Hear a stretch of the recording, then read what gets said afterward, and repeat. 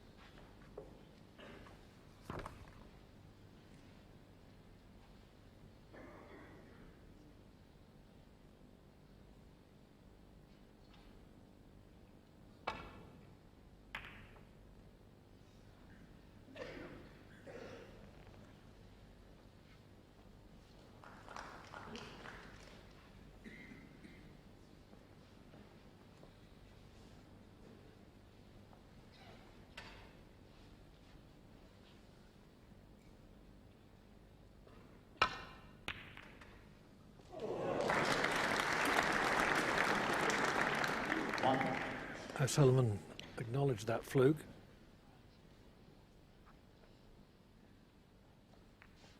Ronnie O'Sullivan, 1. He had the cue ball back to the baulk cushion, but it's better still behind the brown.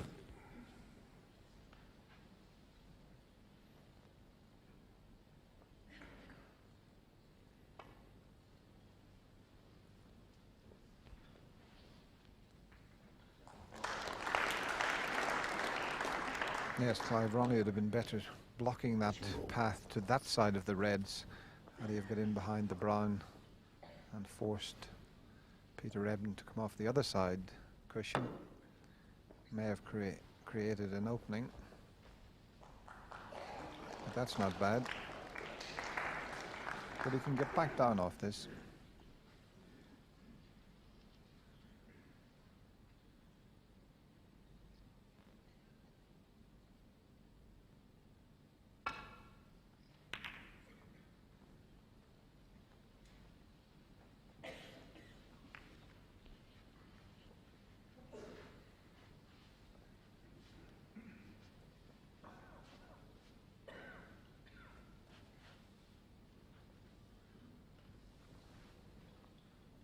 Well, he's not really, I don't think, looking at a 3-ball plant. He just wants to know where he's going to knock the red when playing the safety shot.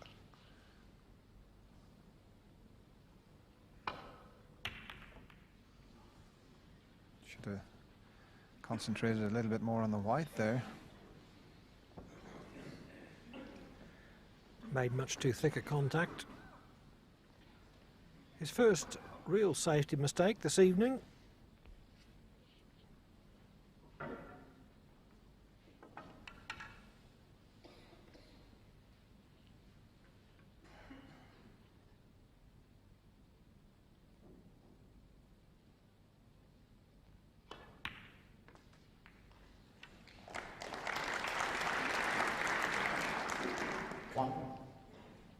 Just one good little shot here on the black, and it would leave Peter with a nice opportunity.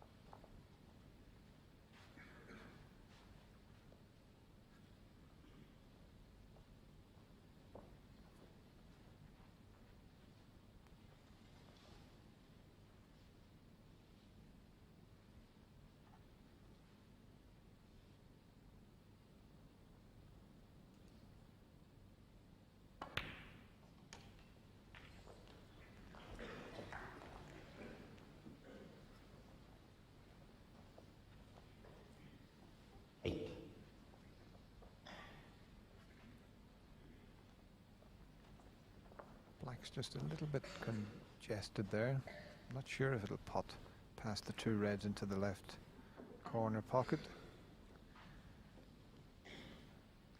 If it does, it'll be straightforward. If not, he's got a problem.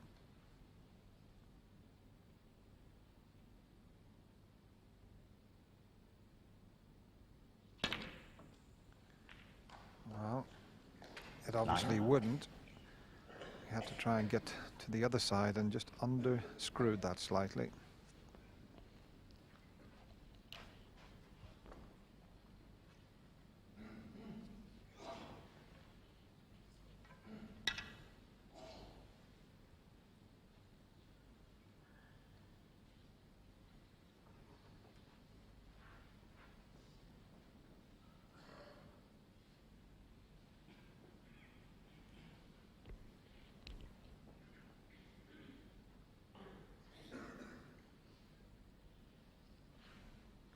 With the red over the left corner, this is what's causing the slight problem for Peter. And the only way he can leave that safe is just to flick off the black to leave the snooker. Black ball.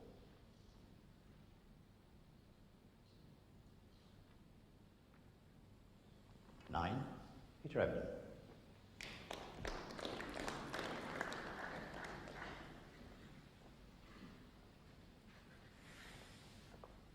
After his safety blunder, O'Sullivan would be pretty relieved that Ebdon made only 9 from it.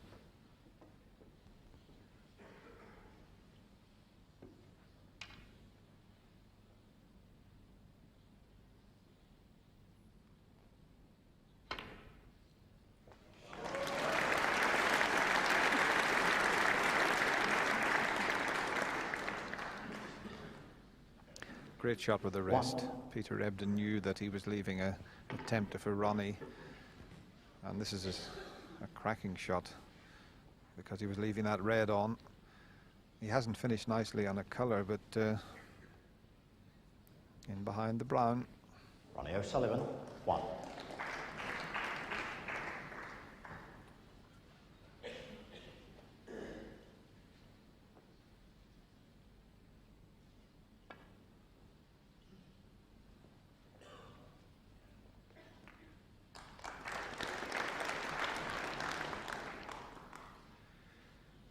Nicely judged escape.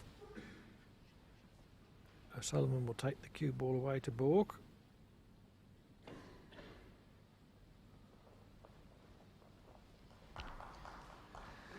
But once again, Clive, it was just a little bit careless of Ronnie to leave that path down the right side of the table to get into the reds. Had he have blocked that off, he would have had Peter in a lot more trouble.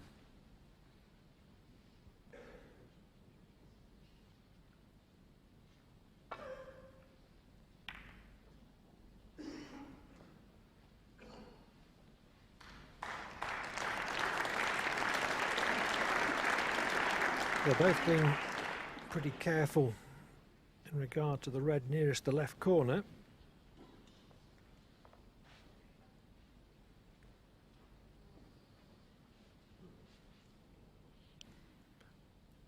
Room between green and blue. I think he'd have to be striking with a Malteser to get through that gap.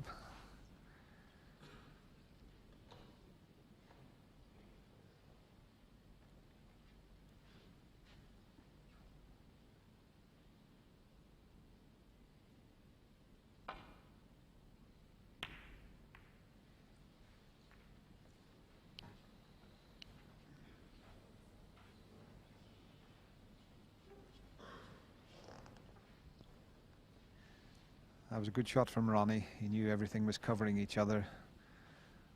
So purposely leaving the cue ball short.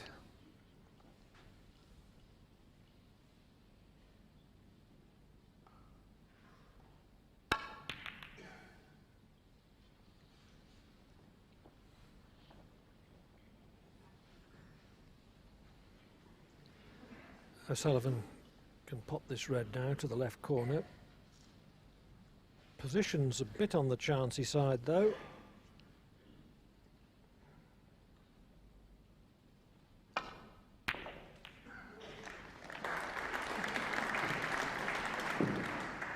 1. Judged it pretty well, and unlucky to finish over a ball queuing at the black.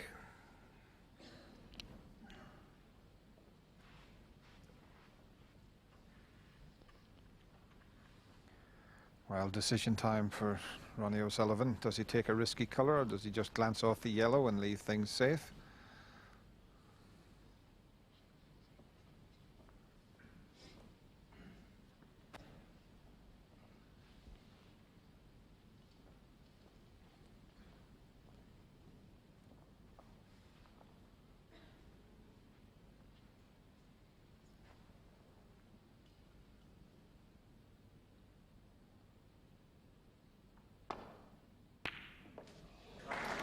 That is a great shot under pressure. 6. Weighed up the options. It's paired off. 7. To me, O'Sullivan looks more settled, more focused in these early exchanges. That was a very cool long blue. 12. And one of the ways that you can tell whether a player is settled or focused is by the way in which he thinks more clearly on some occasions than others.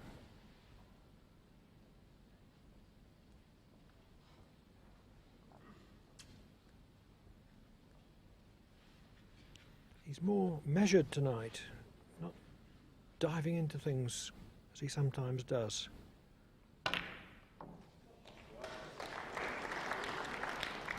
13.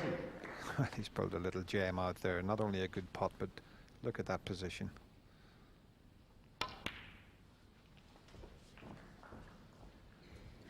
I think he's going to take some stopping tonight, Clive, Ronnie O'Sullivan. 19.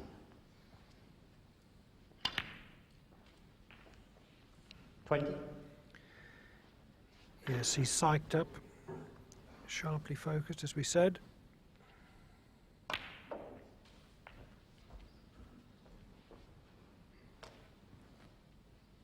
27.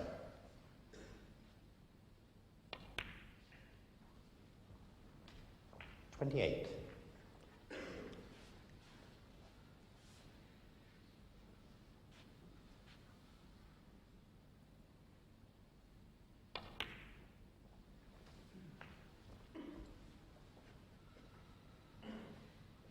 35.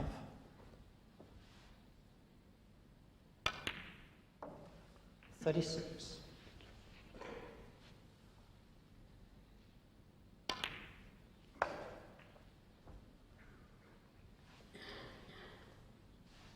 42.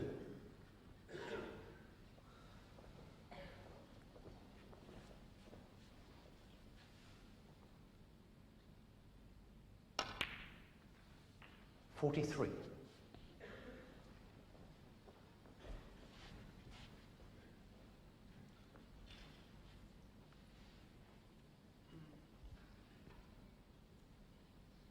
'He needs a colour, red colour, to leave himself safe.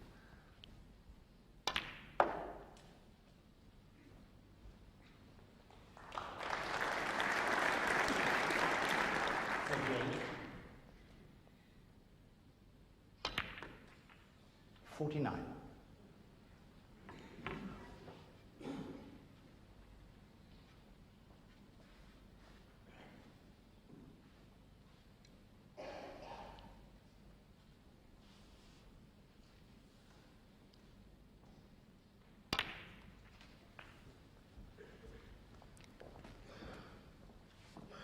56. Ebdon hasn't had a look in yet, but he's not relaxing his concentration. 57.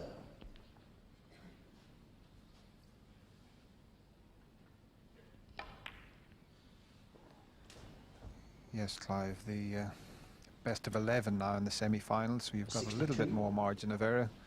Just look at those eyes. 63.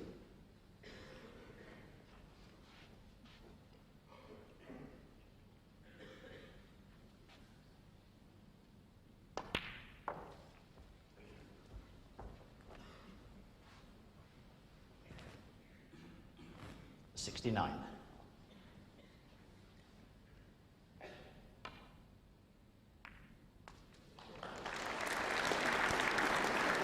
70.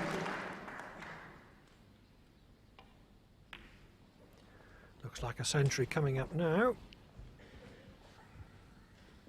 75. 77. Yes, Clive, and as you said earlier, very casual around the table, not as quick as he normally is. 80. So Ronnie O'Sullivan's got himself very psyched up as well for this match. 84. But there's a Ronnie O'Sullivan shot. 89. Absolutely perfect.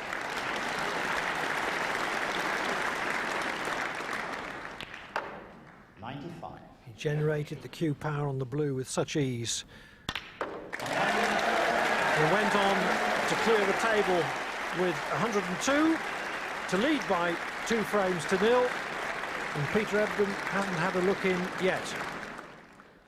And Ronnie O'Sullivan continued that unstoppable form. He took the 3rd frame as well, 73-48. So Ebdon already is in deep trouble. Here's frame 4.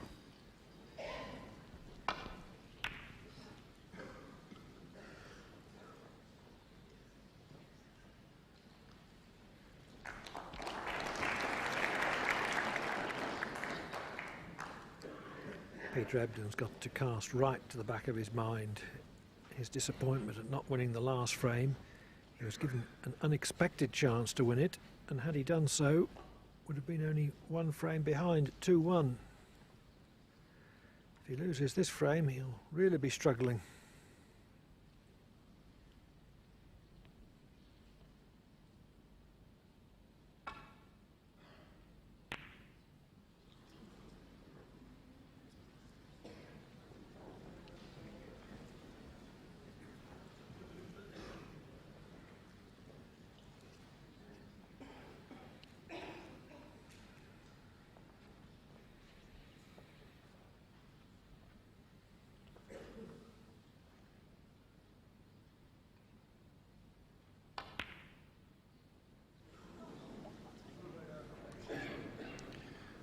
Full-blooded for that difficult red into the middle pocket. There was no way he was going to leave it safe if it didn't go in.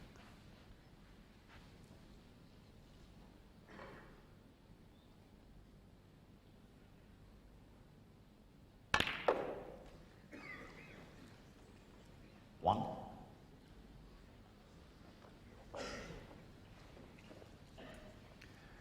That's okay. He's just crept past the red to leave the pink in the middle, and he's got a red up in the bulk area near the pocket, as you can see. He's got to get his act together now, Peter Ebdon. We know he's mentally very, very strong, taking the more difficult blue.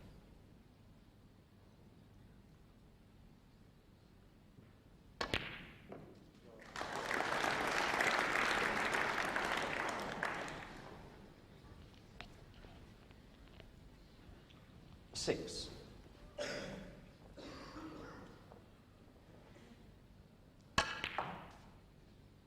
7.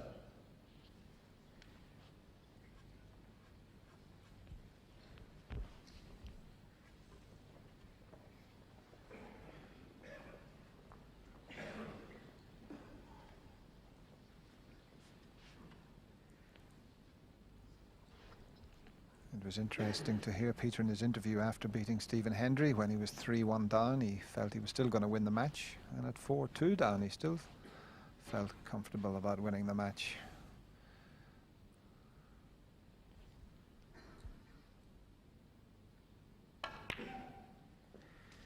He is good at getting himself into a positive frame of mind. 10.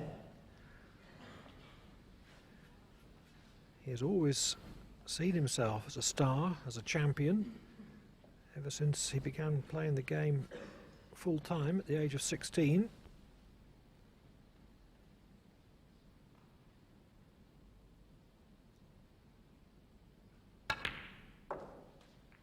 11.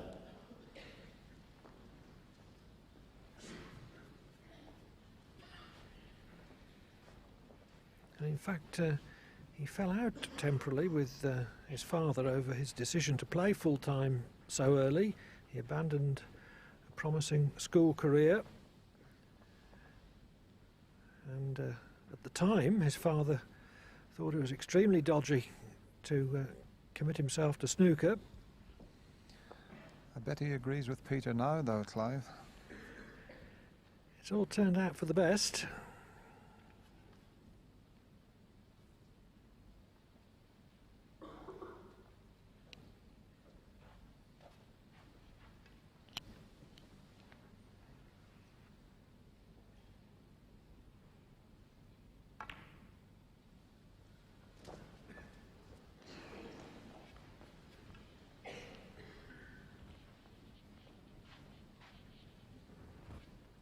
$17.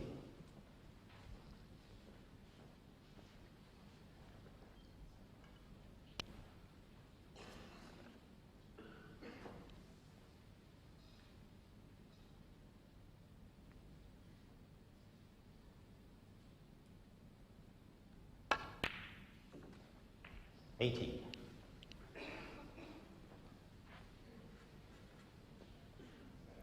Oh, just enough room, but he's got to be very accurate.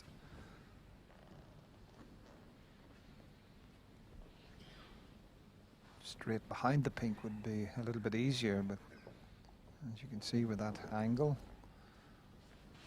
makes it a little bit more difficult. But he's pretty confident about it because he's working out his positional shot.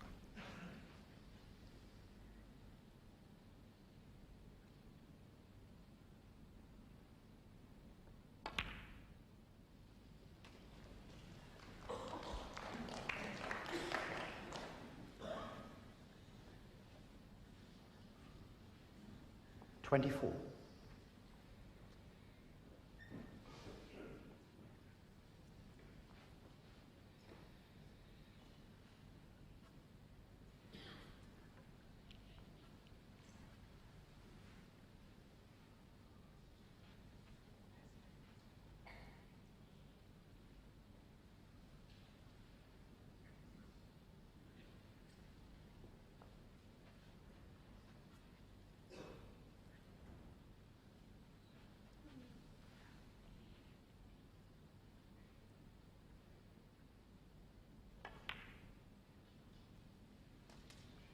25.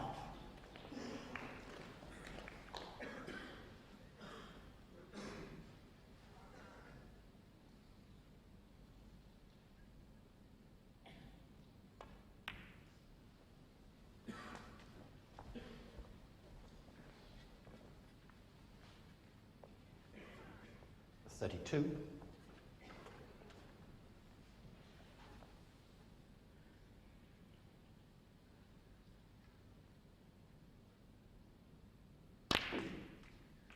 33.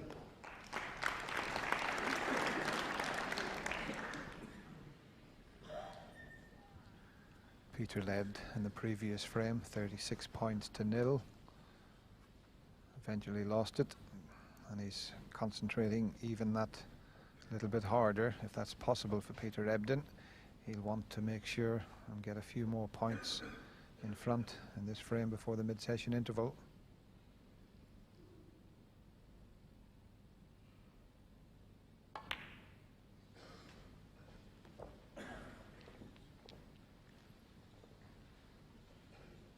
$40.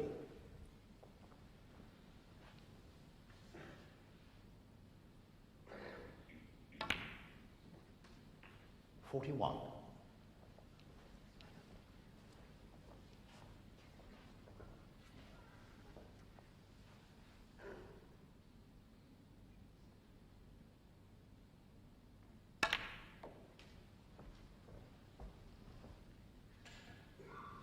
A little bit 48. short, so he'll have to move from the black.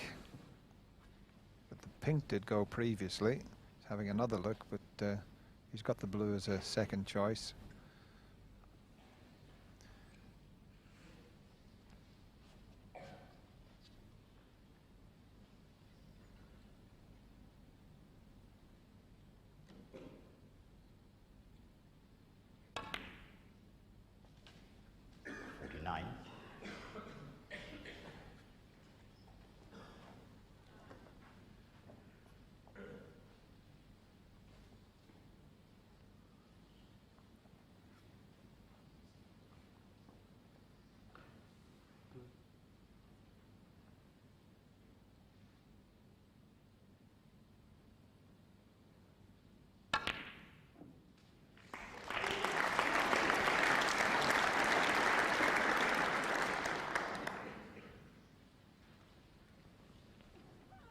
54.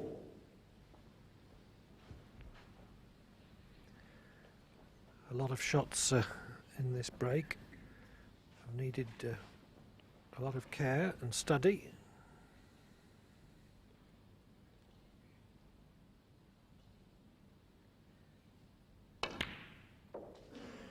55. It's taken Ebdon 8.5 minutes to make 55, which is a little on the slow side, but it's not how long which is the question, but how many.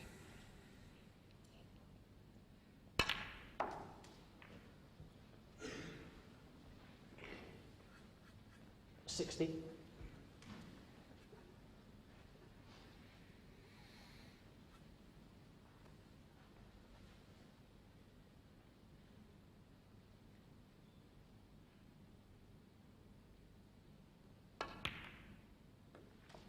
61.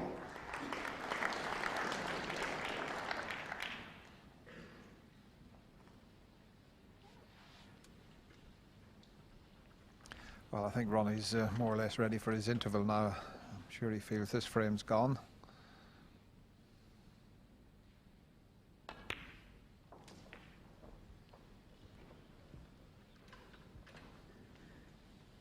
.67 in front, just a possible 67 left on the table. That fairly easy red will make things safe for Peter Ebdon. He's got the possible plant there as well.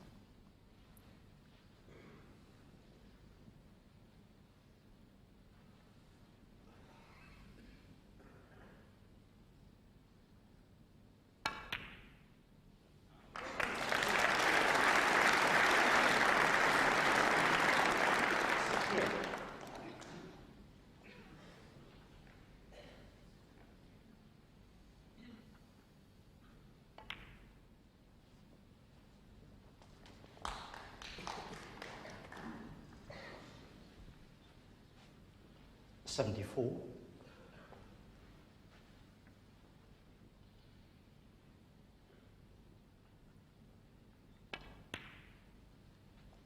75. Ebdon has shown his mental resilience in this frame. He lost the last frame in disappointing circumstances to go 3-0 down, having had a chance to win it.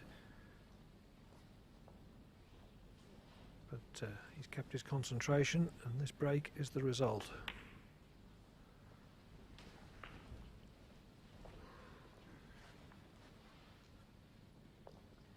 .82.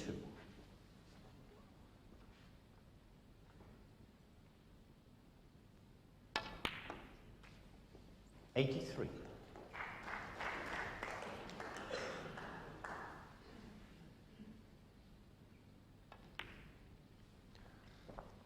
Just looking at Ronnie there, he might have to have a little lie down in the interval maybe. 90.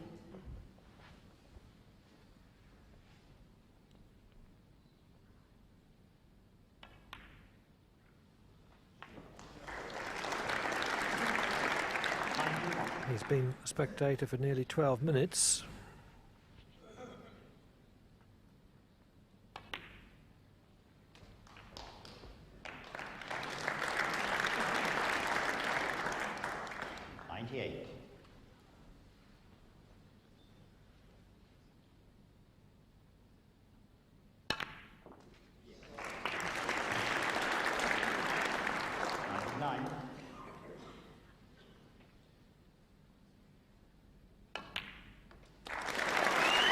A century for Ebdon.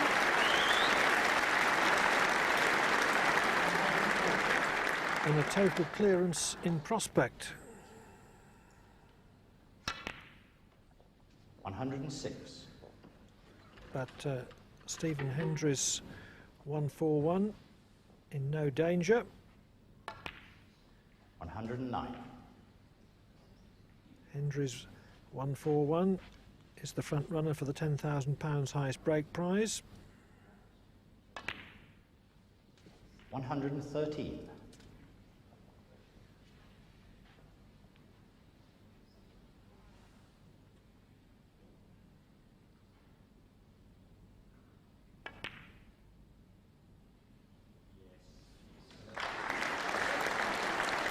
180.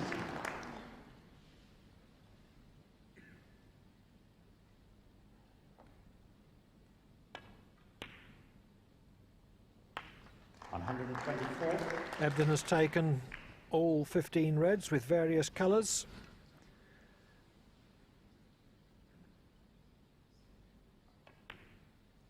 And potted all the colours in appropriate order for a total clearance of 131. He takes the fourth frame, but O'Sullivan leads by 3 frames to 1 at the mid-session interval. Yes, Peter Ebdon stopping the rot in impressive style. That's his second century of the tournament. In fact, there's been a record number of centuries, and there's still, of course, a possible 17 frames to come tomorrow in the final. Stephen Hendry's 141, of course, the second highest break in Masters history, in fact, in 21 years. Still the best to date. But Peter Ebdon in there in third place with that wonderful 131. Well, Ebdon then went on to take the fifth frame as well, with breaks of 73 and 52, and a Peter Ebdon fight back was well underway.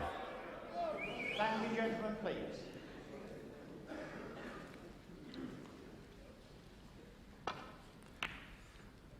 So Ronnie O'Sullivan gets frame 6 underway. Change in the commentary box too. Clive Everton has now been joined by John Virgo. O'Sullivan led 3-0, but in the last 2 frames has potted only 1 ball.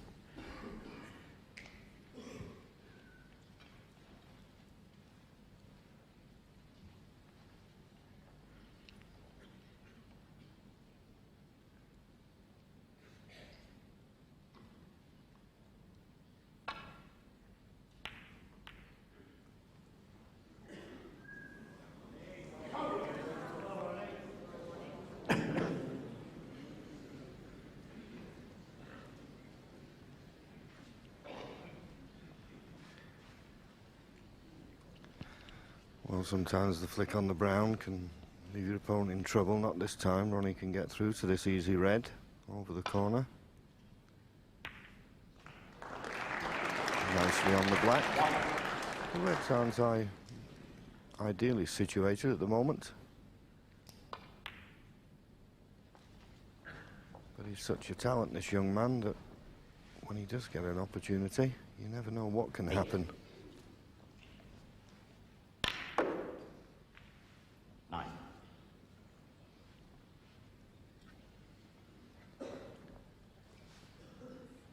Tricky black, though, from so near the side cushion.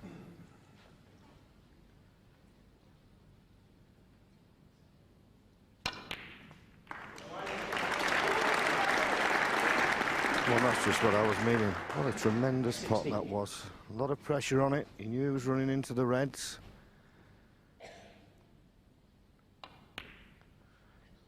That was an unbelievable pot. 17.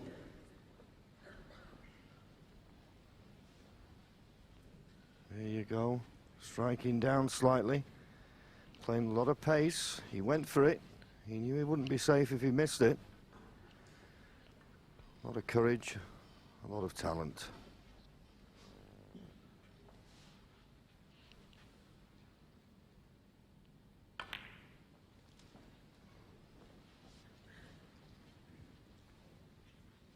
$22.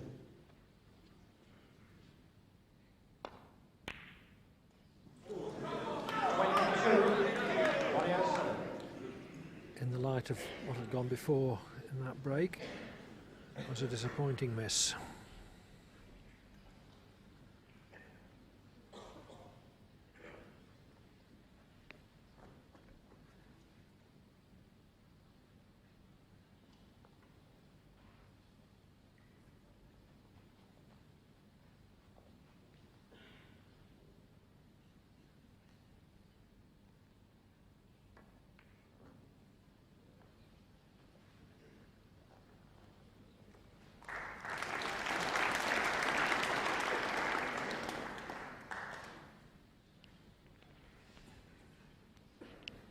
We talk about Ronnie O'Sullivan's talent, John.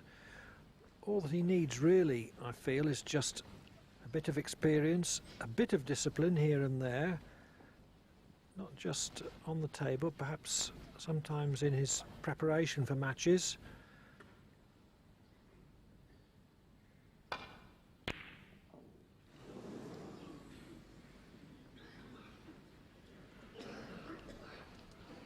Yes, I understand what you mean, Clive, but sometimes some of these natural players just have one way of playing. That was a great effort of that red, and he was very, very close, but it didn't go in, and it's a chance for Peter Ebdon.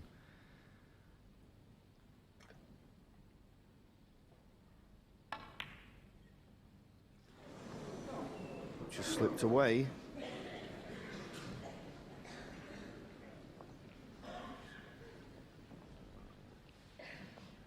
Played it in such a way that he was going to be covering the red by means of the black if he missed it.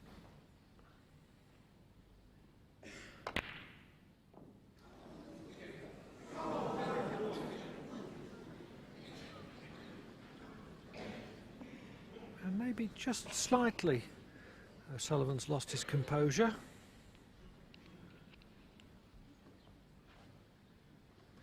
Yes, of course, when you are a natural player like Ronnie and you're such a good potter, as he's proved, and as he did in that first contribution, and then misses an easy red, it does affect the confidence of people like Ronnie more than most.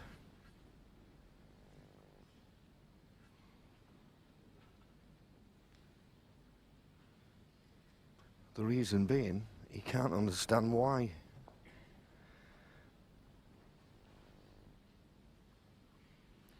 Yes, the game does come easily to him, and he can't quite understand sometimes why it doesn't come easily to him all the time.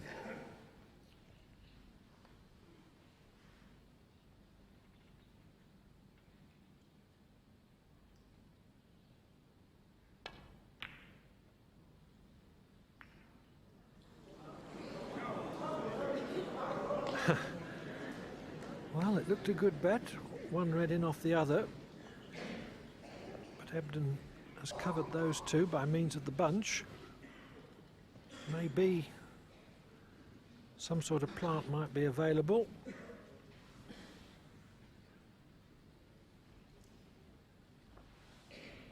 Well, he's looking at this red along the top cushion to knock one onto the other. This is a tough shot.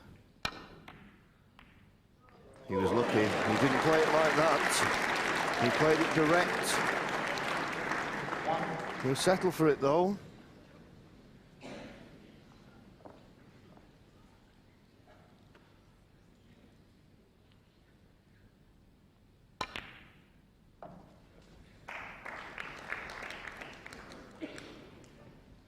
So here we see the shot. He played it direct on the red over the pocket, as you can see. Hit the outside one and cannon into it. They all count. And it could have won him this frame.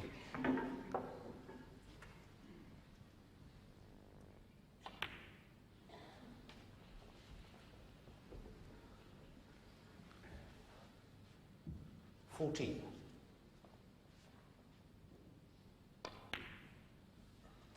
15.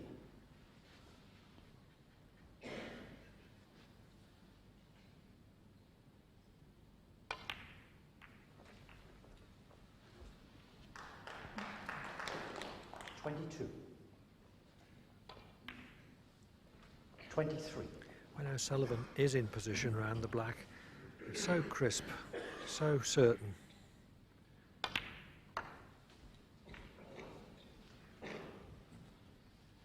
30.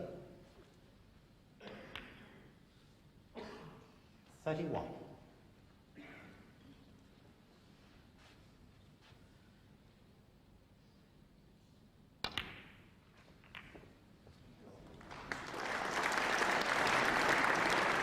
He went into the cluster because he knew he couldn't win it with just the one loose red.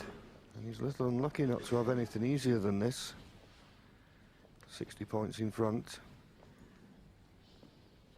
Still a possible 83 left. This is a big shot. That's a frame winner.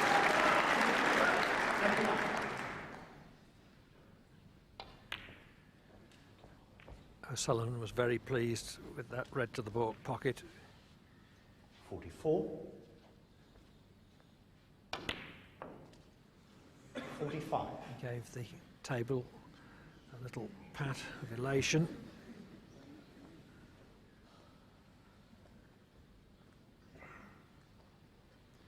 Ebdon sits there, stone-faced.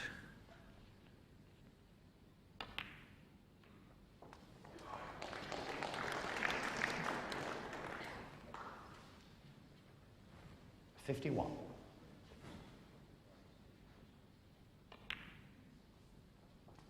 $52.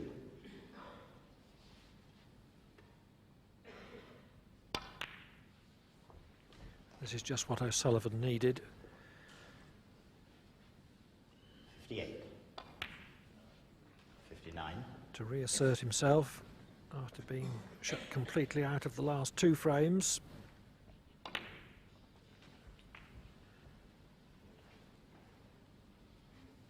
66. 67.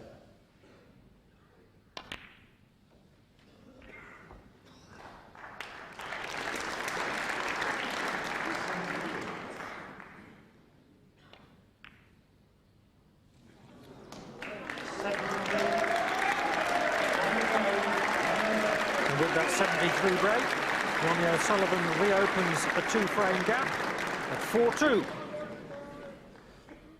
Well, Peter began very well in frame 7 with a 31, but back came Ronnie with a break of 70 to go into a 5-2 lead. So now Peter Ebdon really is in trouble. He has to win 4 frames in a row if he's to get through to the final. Here's frame 8. Thank you. The next person that calls out while a player is at the table will be asked to leave, will be told to leave. Yes. The referee, Alan Chamberlain, was quite right to take a stand there. It's nice to have a lively atmosphere, but when a player's actually on the shot, you've got to have dead quiet.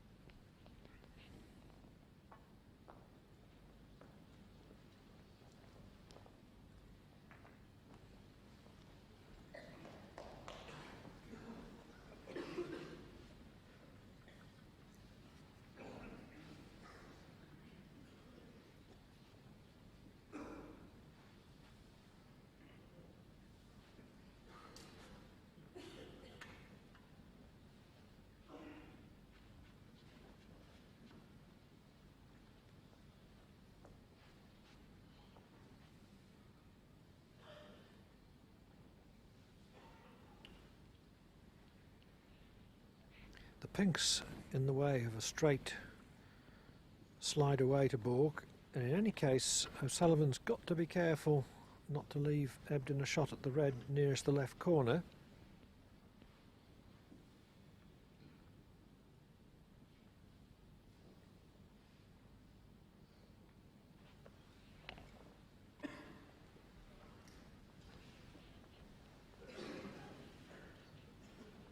Well, that's a shot you wouldn't see Ronnie O'Sullivan playing many times, and it's got to be said in this tournament he has shown a better all-round game for me. I think he can obviously play good safety, but he's played more safety than we normally expect, so he's on the learning curve. He's obviously going to improve.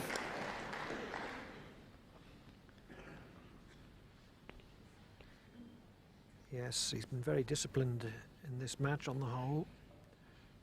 Just a couple of lapses, that's all.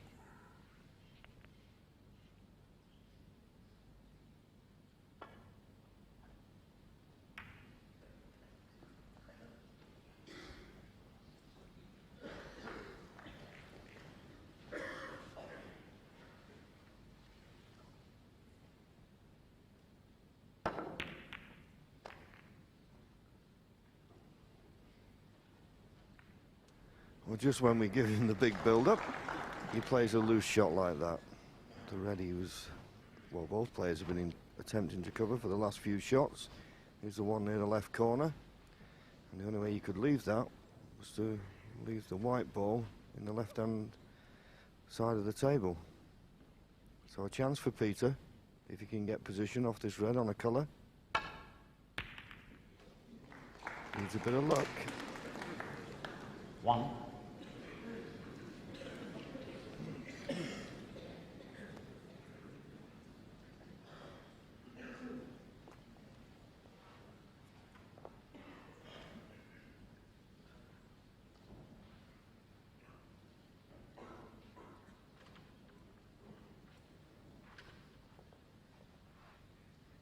The referee, Alan Chamberlain, was having a good look to see whether Ebdon could get a direct shot at the black.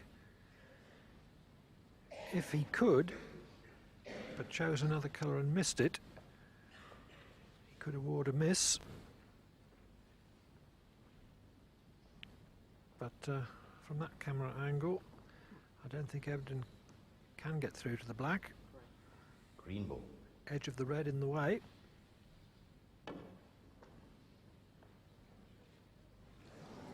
Foul. Peter Ebdon 1, Ronnie O'Sullivan 4. But near enough to the green not to attract the call of miss.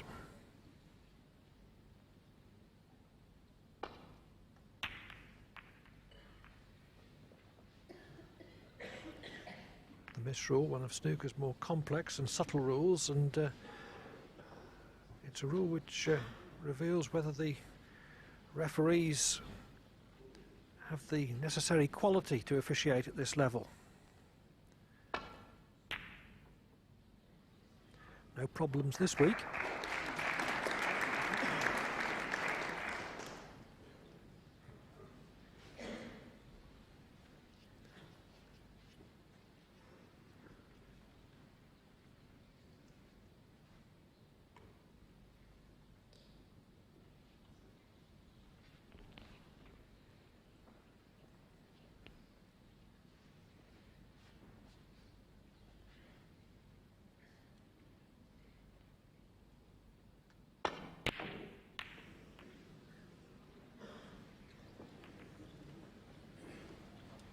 Well, he could have played that pot, but played the run through, so the cue ball went back up the table. Played it to get position on the black. And in actual fact, has released the black now. So, nice easy starter for Peter Ebdon. As Peter Ebdon has shown us before, there's not many better battlers in the game than this young man.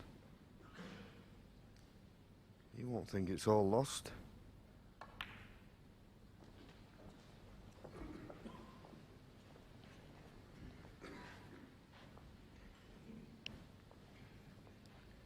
Yes, a great stayer. 8. He can concentrate for long periods through the longest session.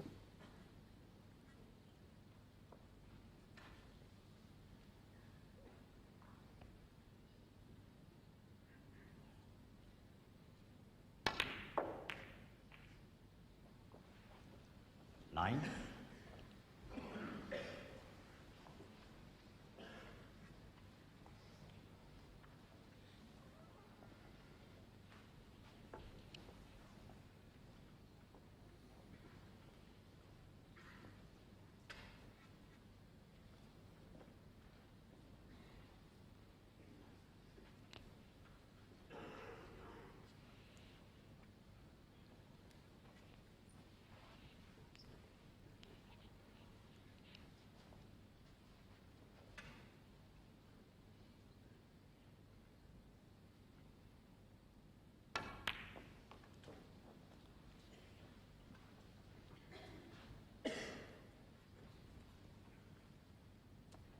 Well, I think he's tried to hold the blue spot. 14. I think he was thinking there, if he held the blue spot, the highest spot available would be the brown spot. So the blue would still be nicely in play. It's just a slight misjudgment. Still got this red, but a little bit more difficult for position.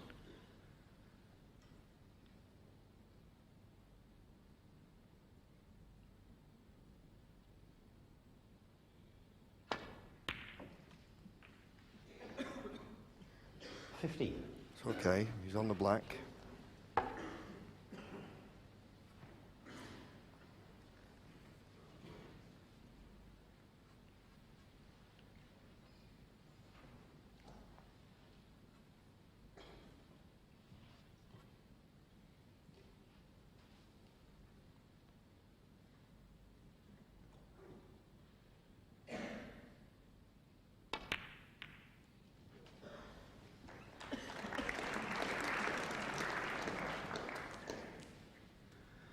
Well, his last couple of shots, he's not reds into play. He's certainly setting the frame up for himself. All the reds he needs are in the open.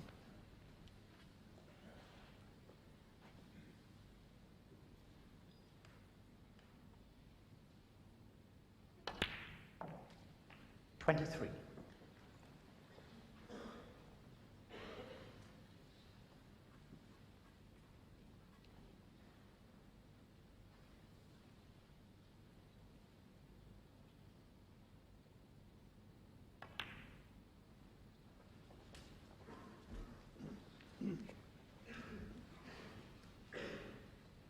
.30.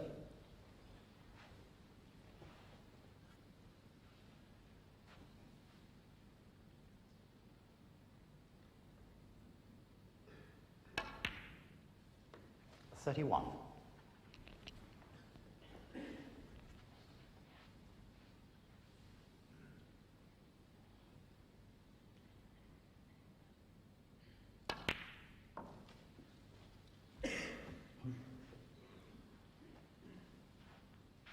.38.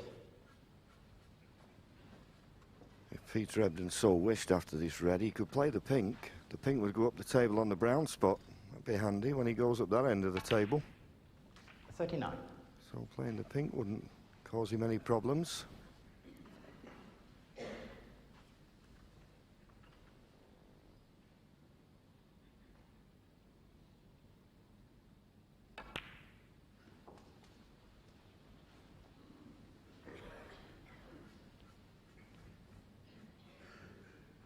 .45.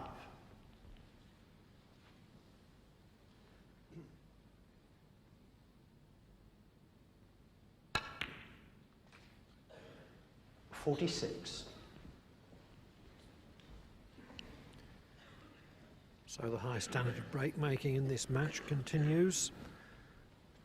The lowest highest break, if I can put it like that, is 48 in the first frame by O'Sullivan. There have been 2 centuries.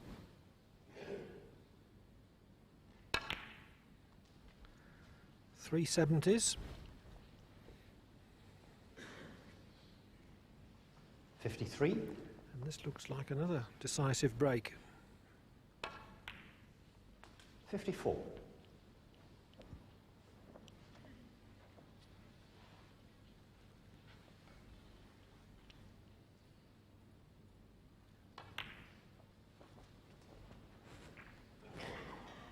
Yes, I think that's a measure of Ronnie O'Sullivan's game tonight, that he's been able to compete with the safety play, because the last 4 or 5 frames, every time Peter Ebdon's got a chance, he's made a frame-winning break. And the reason he's not been given the chance in the other frames is down to some pretty good safety from Ronnie O'Sullivan, so he's competed in all departments. It's not going to do him much good in this frame, though, I don't think. Just a red and a colour, to be certain, for Peter. 66.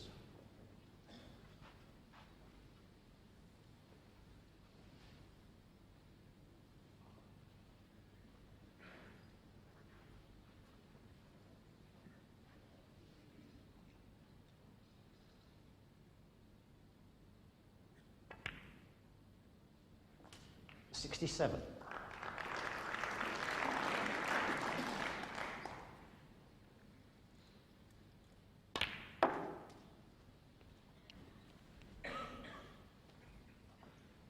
'72. The fifth consecutive frame in which there's been a break over 70.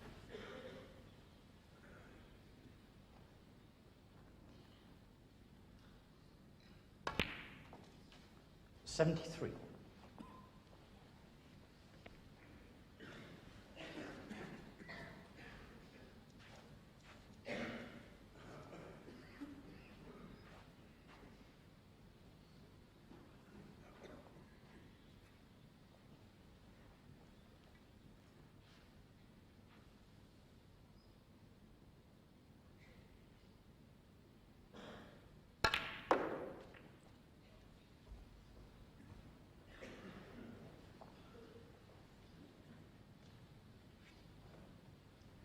'80. Yes, he knew the black was going to go back on its own spot, and therefore the red wouldn't be potable to the left corner.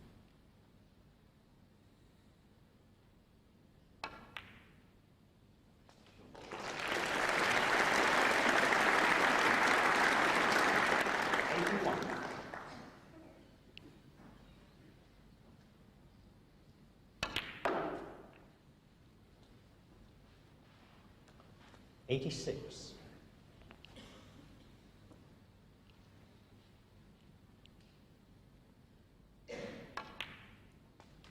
'87.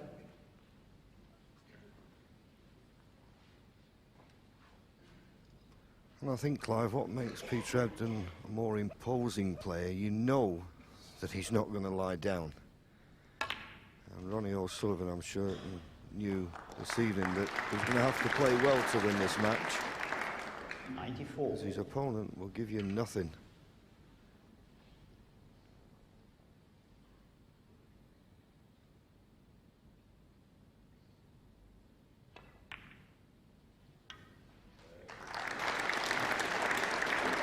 I agree, John. Terrific determination and self-belief.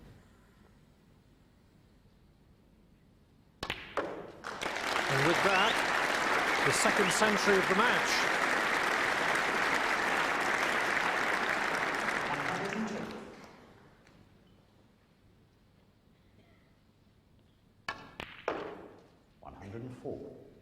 It makes a total of 60 centuries in his 3.5-year professional career.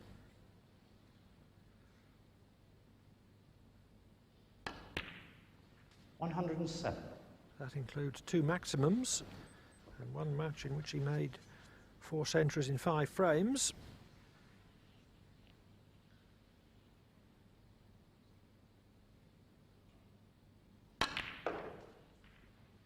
'111.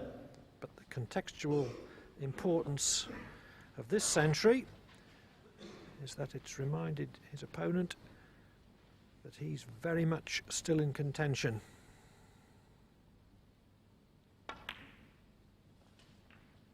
'116.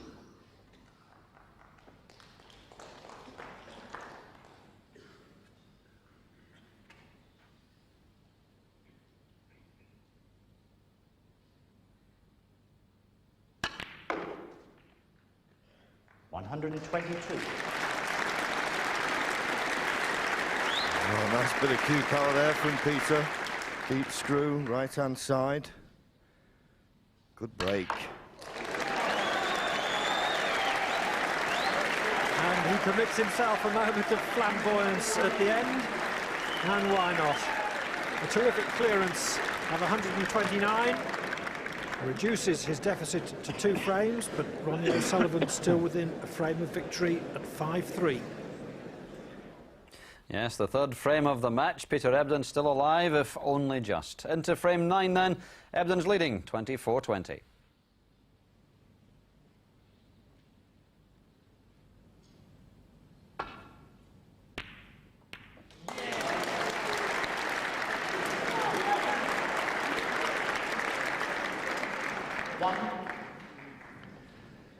That was a good shot.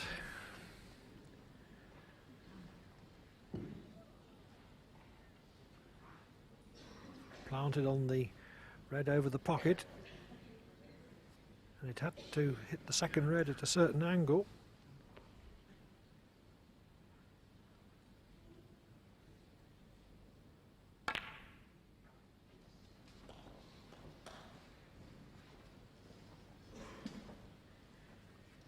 Six.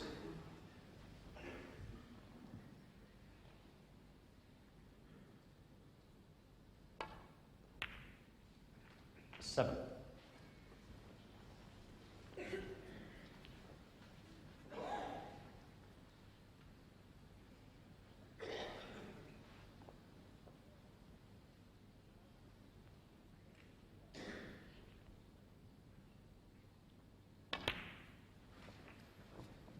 So the balls are set now for Ebdon to recover another frame. 14. Was 5-2 down, now 5-3. Could be 5-4 coming up. 15.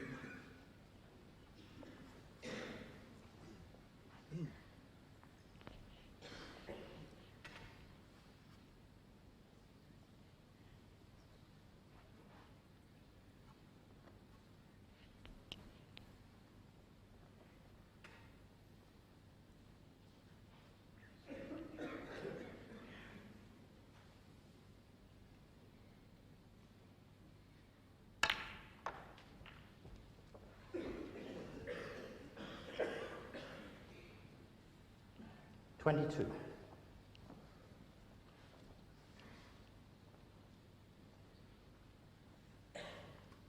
Well, he's looking to a red in the right centre. He's got the one in the right corner, which isn't too difficult, but I think he thinks this opens it up a little bit. Position not a problem. 23. He's in complete control. 27 points in front.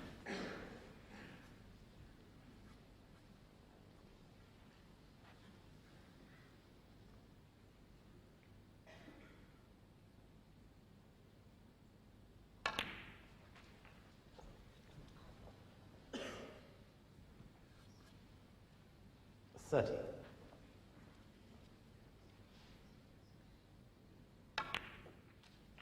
31. As he did last night in beating Stephen Hendry from 2 down with 3 to play.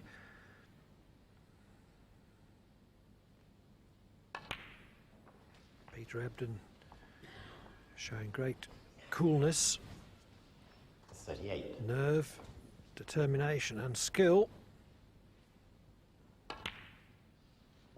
39. Yes, we talk about natural ability. Born to be snooker players, got an eye for the potting, and that feel around the balls, it gives you good cue ball control. But the other natural gift that some people have is they enjoy the pressure and they respond to it. 5. And he's one of them.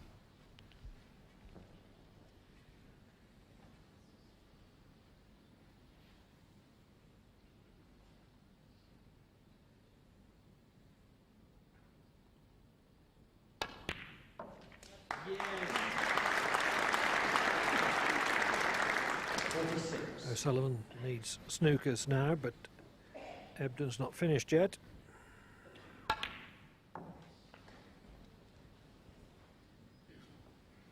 $52.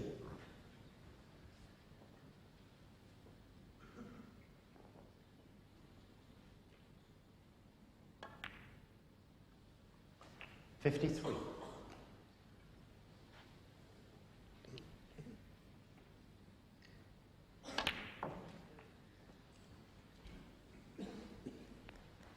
Apart from the third frame, which took just over 25 minutes, there hasn't been a frame over 20 minutes. The standard, the pace of the match, it's enthralling.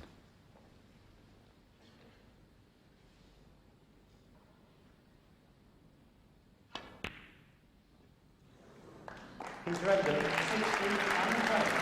Peter Ebdon was 5-2 down, but with breaks of 129, and that frame-winning 60 we've just seen has narrowed the gap to 5-4.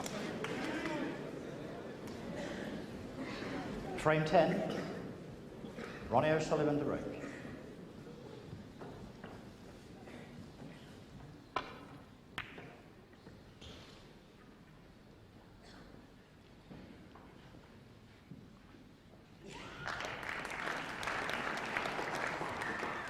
Having had his 5-2 lead reduced to 5-4, Ronnie O'Sullivan's bound to be feeling the pressure.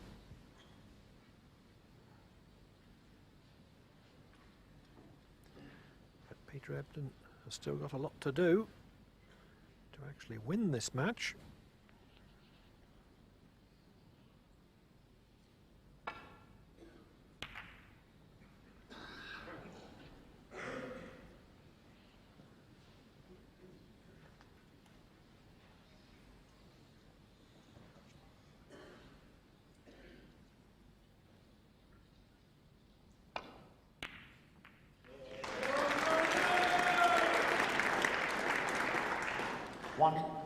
The poor safety shot from Peter Ebdon. Didn't even get past the baulk line. Left Ronnie that chance. What can Ronnie O'Sullivan do with it?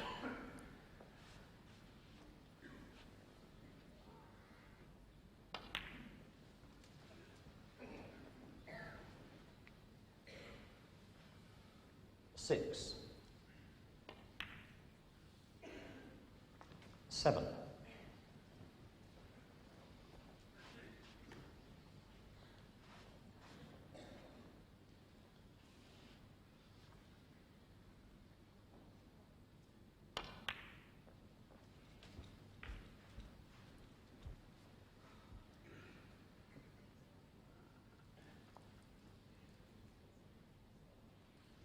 $14.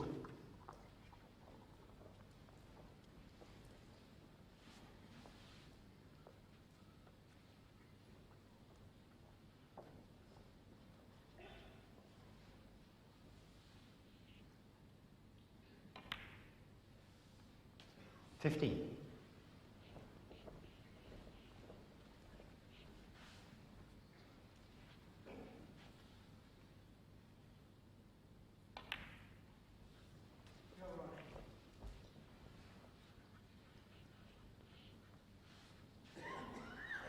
$22.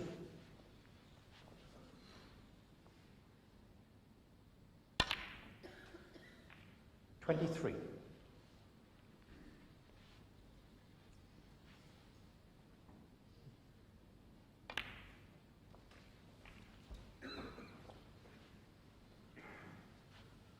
30. 31.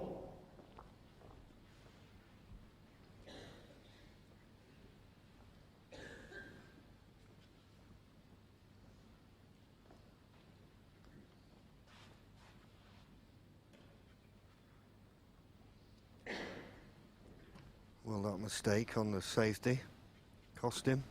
Or will he get another chance this frame? He'll be hoping he does.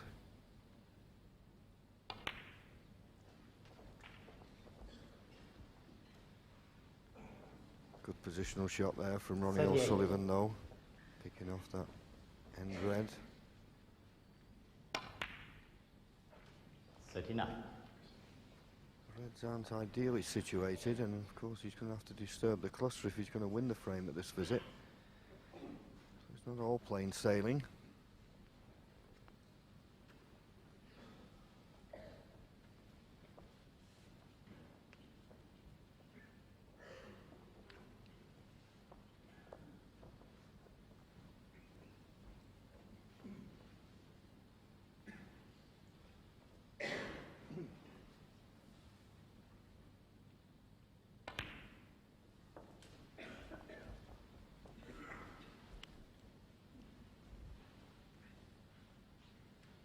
$45.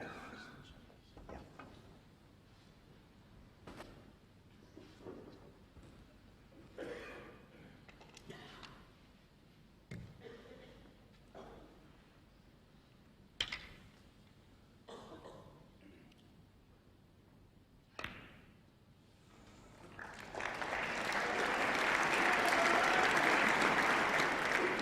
$46.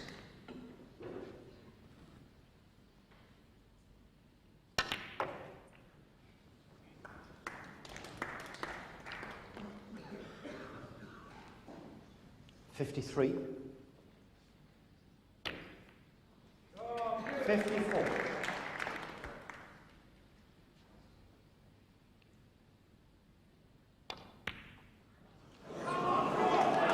54. Ronnie O'Sullivan. Well, if O'Sullivan had potted that black, surely he would have gone on to clinch frame and match.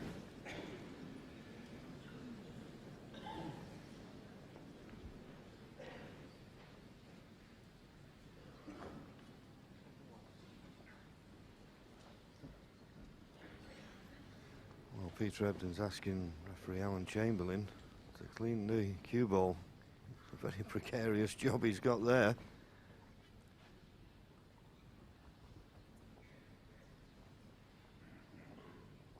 Well, here's the black. We're going to see that Ronnie missed. He's potted a lot more difficult shots. And if you look, the black just clipped the red to the left of the cue ball and has made it awkward cueing for Peter Ebdon. A little bit of luck could favour Ronnie O'Sullivan.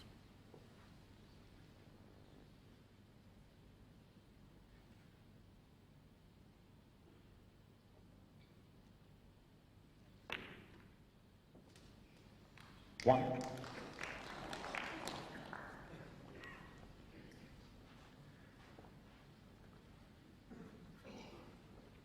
But it's a thin cut on the black. It's not a straightforward hold for position. O'Sullivan hoping Ebdon's going to miss.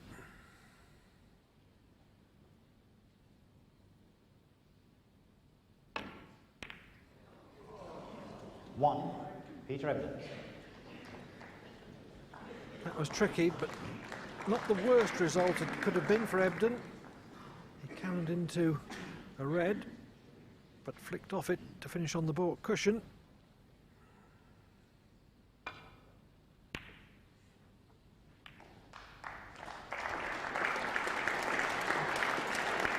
And not for the first time in this match, when he's had to play a good safety shot, Ronnie O'Sullivan, he's pulled one out. Peter Ebdon now in a lot of trouble. Can't afford another mistake, 53 points behind. Can he get this safe or pull out a pot? Something to stop Ronnie.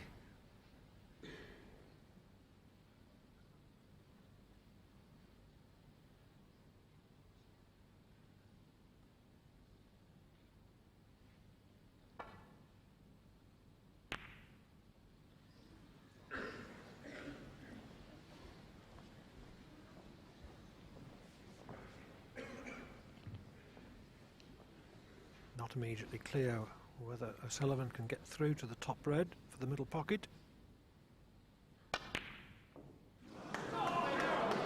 He could, but it didn't go in.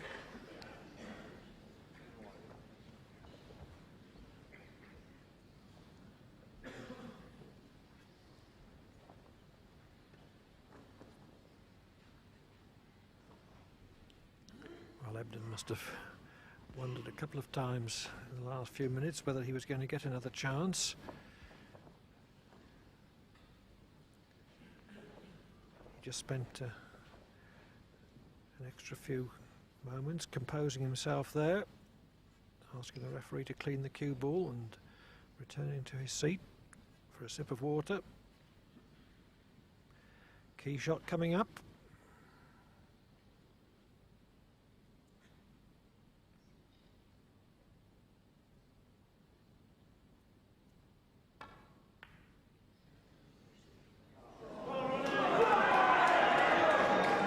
Played it the brave way, played to stay on the black.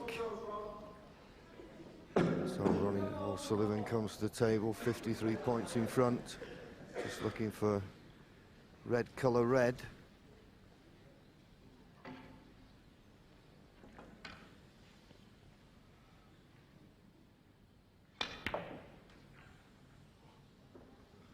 Not so good. One. Might have been safer going up for choice of pink or blue, perhaps with the adrenaline flowing. That's what caused him to overhit the cue ball.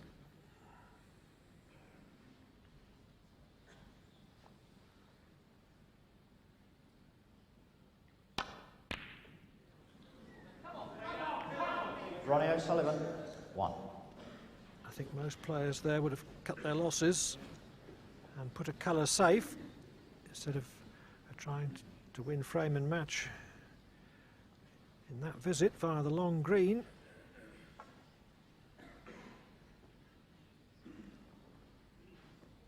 Could have been worse actually for O'Sullivan, but for the kiss, Ebdon would have been much closer to his first red.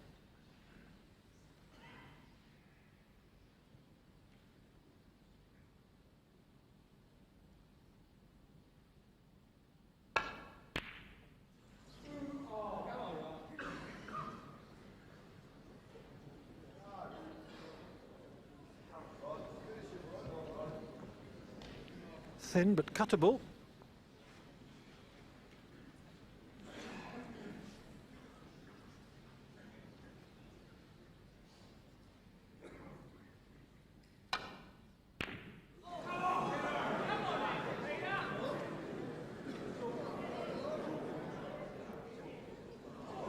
But O'Sullivan now showing signs of feeling considerable pressure. Thank you now. He knows he should have clinched the match. He hasn't. And Ebdon can still force it to a deciding 11th frame.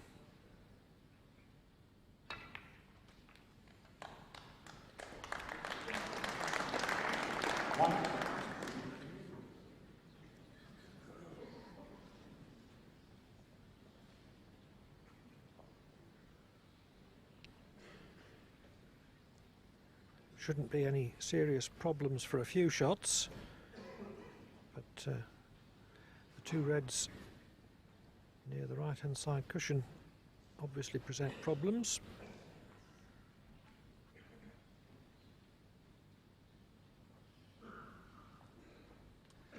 Yes, I think in this instance you make the decision, should you play for the loose reds and just try and reel in that score and wait for a good opportunity to disturb the two awkward reds. I think that's what Peter's decided to do.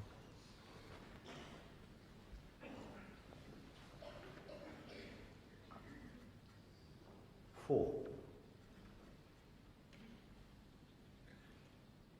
I'd be a bit disappointed to have come so straight on this red.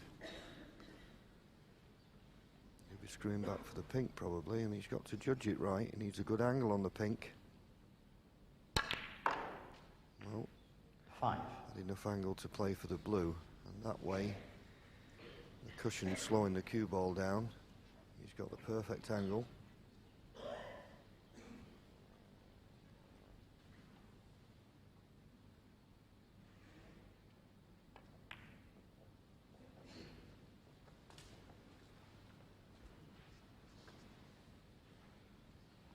Ten.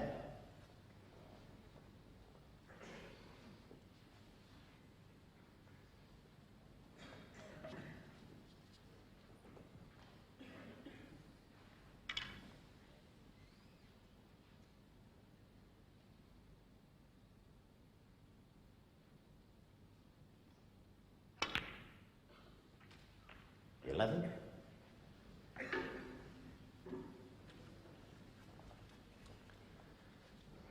Well, he had a look where he was going to leave the cue ball for this pink.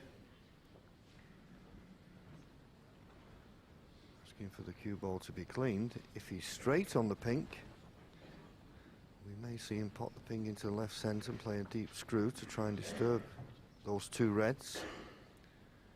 And Ronnie, well, has he got any nails left?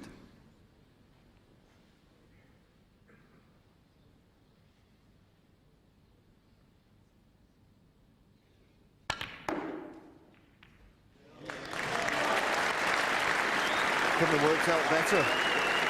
I'm sure he'll play the one that he's closest to. That's the most difficult red. Yes, he got the perfect angle on the pink and couldn't have hit that better. He's forced to play the more difficult one first. What a chance.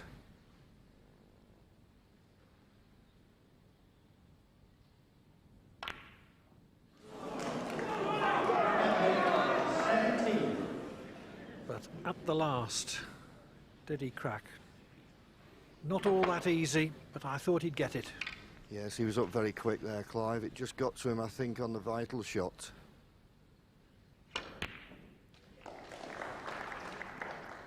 Oh, Peter now, I'm certain, thinks he's lost it. A great effort, though.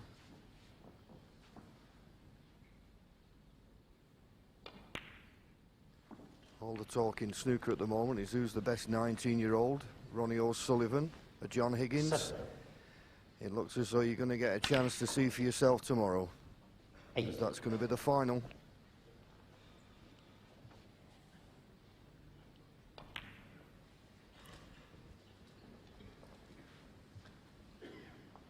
$13.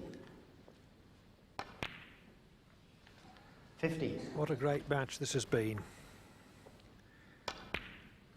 $18. O'Sullivan made a break of 102 in leading 3-0. Ebdon made a break of 131 in the fourth and reduced that to 3-2. O'Sullivan went 5-2 up. 27. Ebdon came back with a break of 129, cut the deficit to a single frame at 5-4.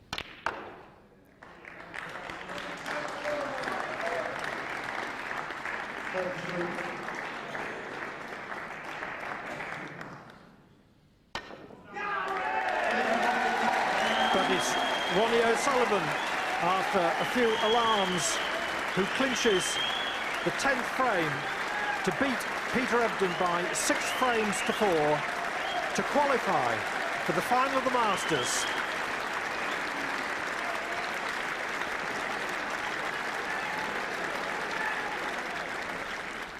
So Peter Ebdon winning his fight back against Stephen Hendry, but not able to repeat it against Ronnie O'Sullivan. And Ronnie is with us now and in the final. Congratulations, Ronnie. Happy with the way you played? No. I don't know, do you know what I mean? I when I'm playing, I say to people, do you reckon I'm as good as I was when I was 14? And they say, oh, you're a different class to when you was then, because...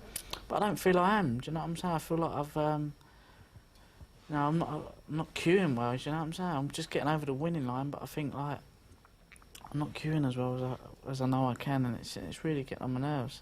And yet the results, presumably, are going well for you. Yeah, but I mean, it's...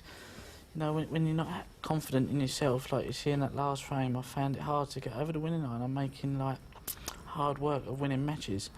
When, like, I'm playing these matches and I'm thinking, no, I shouldn't be really, like, 4-2 up here. I should be 4-0 up here, or I should be, when it gets to 4-all, I feel like I'm letting them into the game. You know, I should be killing the games off. And, like, in a lot of tournaments before this, I should have been out in tournaments. I've been balls away from getting beat, and then I get through and I end up getting in the semi-finals. But I mean, overall, I'm not happy with my game. But you know, what can you say? You're in the final. You can't grumble, can you? But do you feel that you're going to have to find something else to play John tomorrow? I know if I play well, I've got a great chance of winning. You know, and if I play like I did tonight, I'll also have a good chance of winning. Because obviously, I didn't play bad tonight. I just didn't feel good in myself. It's just that you know, in the final, John's really confident at the moment. And I'd say form-wise, he's playing better than me. But you know, when it gets to the final, it's like Wembley, isn't it? You know, it's cup final. It's just one off. And it's history too. I mean, it's two teenagers, two 19-year-olds playing in one of the major finals of the snooker season, which is obviously a bit special. You're both 5-6 on. They can't separate you. Do you expect it to be a close match, whichever way it goes? Yeah, I do. I mean, being in the final, you know, you want to win so bad. You'll be giving it like everything you got, even more than usual, and somehow you'll just find something from somewhere to play well. And I'm just really looking forward to it. You know, I can't believe I'm in the final the way I've been playing. You know, it's a good feeling really, because I know if when it does come right, you know, I'm capable of, you know, winning a lot more tournaments than I've done. Well, we shall see whether you're any happier tomorrow night. But well done for tonight, anyway. Cheers, Doogie. Yes, the psychology of a 19-year-old snooker champion. Fascinating, isn't it? Who would have believed it at that 1975 final of the Benson & Hedges Masters that 20 years later, two 19-year-olds would be playing for a first prize of £120,000. Higgins against O'Sullivan, the opening frames live at 2 o'clock tomorrow afternoon on BBC Two. We'll see you then. Good night.